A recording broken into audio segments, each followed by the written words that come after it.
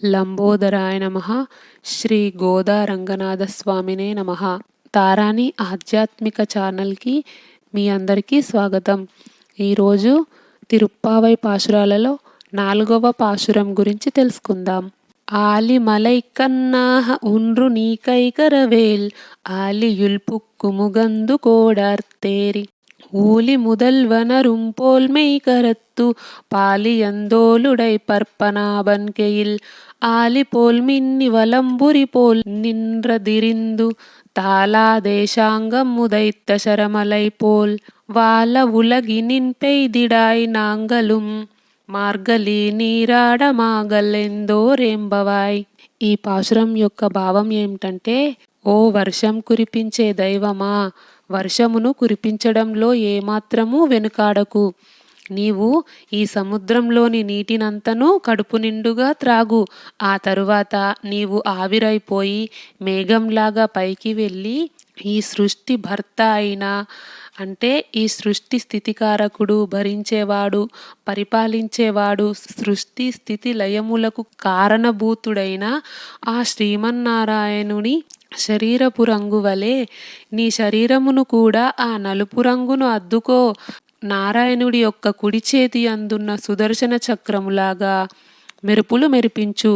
నారాయణుడి ఎడమ చేతిలోని పాంచజన్యం శంఖము వలె పిడుగులను గంభీరముగా గర్జించు. శ్రీ మహావిష్ణు చేతిలోని సారంగము అనే ధనస్సు నుండి అవిరామంగా విడుదలయ్యే శరములలాగా వర్షధారలను కురిపించుము. మేమందరము ఈ వర్షధారలలో తడిసి స్నానమాడెదము. ఈ లోకము సుఖించునట్లు వర్షించుము, అంటే పంటలు పండేలాగా వర్షించు. ఎలాంటి ఉపద్రవాలు రాకుండా, వరదలు వచ్చి ఇండ్లన్నీ మునిగిపోకుండా, పంటలు కొట్టుకుపోకుండా, పంటలు పండిన తర్వాత కుప్పలు కొట్టుకుపోకుండా, లోకానికి సరిపోయేటట్లు అంతా సంతోషంగా ఉండేటట్లు ఈ వర్షాన్ని కురిపించు. మా వ్రతమునకు ఆటంకం లేకుండా చేసుకోవడానికి ఏమాత్రము ఆలస్యం చేయకుండా వెంటనే వర్షింపుము స్వామి అని పర్జన్యుడు అనే వర్షదేవుణ్ణి ప్రార్థిస్తుంది. ఈ పాశురం యొక్క అంతరార్థం ఏమిటంటే, సర్వవ్యాపకుడైన త్రివిక్రముని వ్యాపకత్వాన్ని తెలుసుకొని కొలిచినప్పుడు కలిగే ఫలితాలను గురించి 3వ పాశురంలో గోదాదేవి మనకు తెలియచేసింది కదా. అలాంటి పరమాత్ముణ్ణి భక్తితో పూజించే శక్తియుక్తులు కావాలి కదా. దానికి ముందు శారీరక శుద్ధి అవసరం. అంటే వర్షం పడితే అందులో తడిసి స్నానం చేయడం. ఆ తర్వాత అంతర్శుద్ధి, అంటే మెరుపులు పిడుగుల వల్ల మనసులో ఉన్న చెడు గుణాలు పోయి భయంతో కృష్ణ అర్జున అంటాం కదా.